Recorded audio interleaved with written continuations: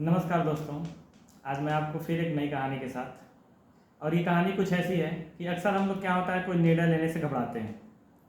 जैसे मान लीजिए कोई निर्णय लेना हो तो हम उसको घबराने लगते हैं। अभी एक एग्जाम्पल के तौर पे समझ लेते हैं कि अभी रेलवे का एनटीपीसी जो है, एक वैकेंसी आई हुई है।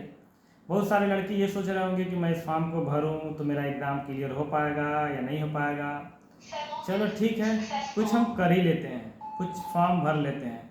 तो ऐसे बहुत सारे लोग अलग अलग जो है निर्णय नहीं ले पाते हैं, और ये कहानी कुछ ऐसी ही है। और इस कहानी का उद्देश्य बस यही है, लोगों को समझाना कि परिस्थितियाँ होती क्या हैं।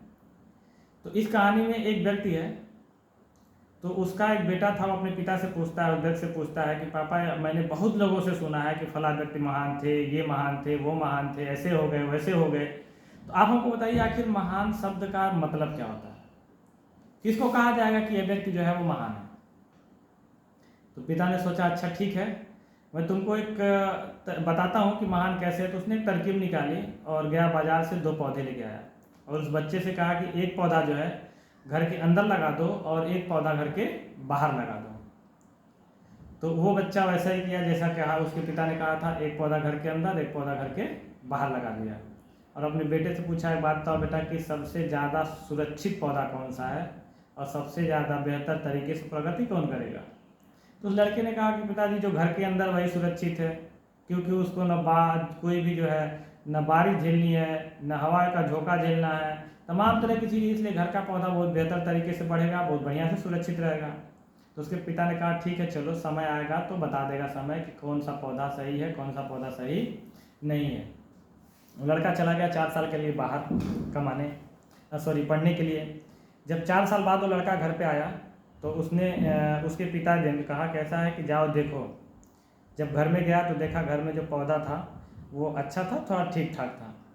तो उसने कहा, देखिए पिताजी, मैंने कहा था ना, घर में जो पौधा है वो ज़्यादा बेहतर प्रगति करेगा और बहुत अच्छे से रहेगा।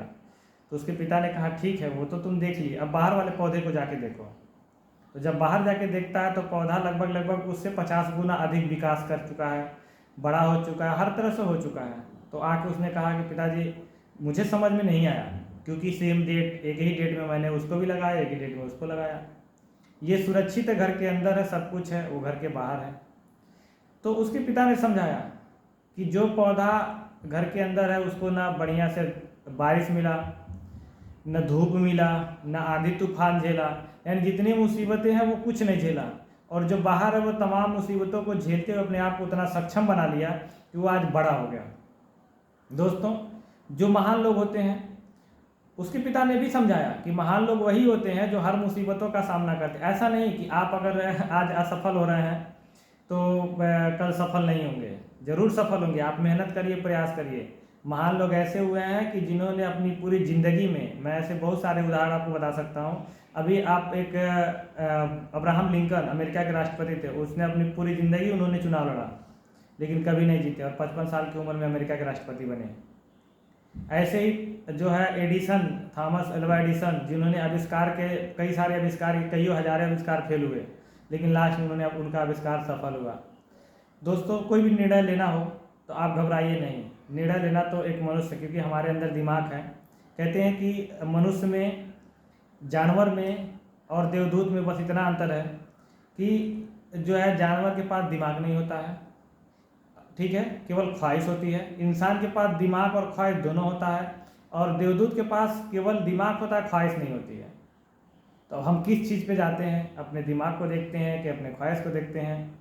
तो इसी हिसाब से हम लोग डर, एक इंसान होने के नाते हमारी मेंटलिटी, हम लोग जहाँ दिन है वहाँ रात है, जहाँ सुख है वहाँ दुख है, ऐसा हम लोग हमेशा से सुनते चले आए हैं। तो हमारे दिमाग में है कि जहाँ सफलता है वहाँ असफलता भी है।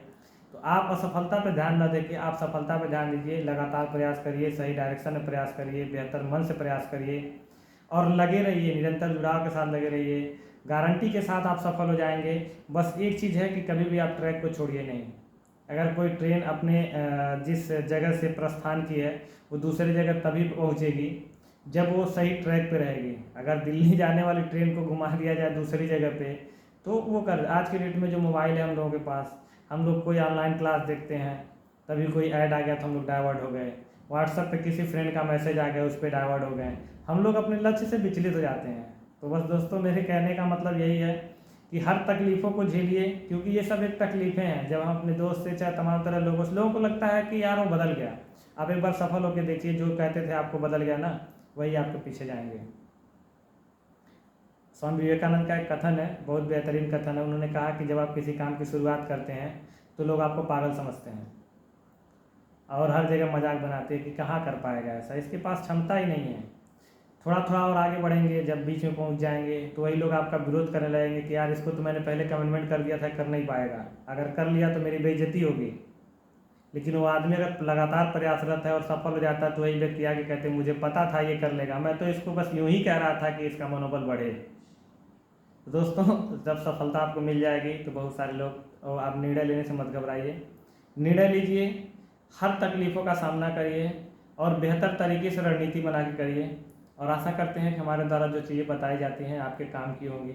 और इसी के साथ ये वीडियो समाप्त करते हैं, मिलते हैं नई वीडियो के साथ। जय हिंद, जय भारत।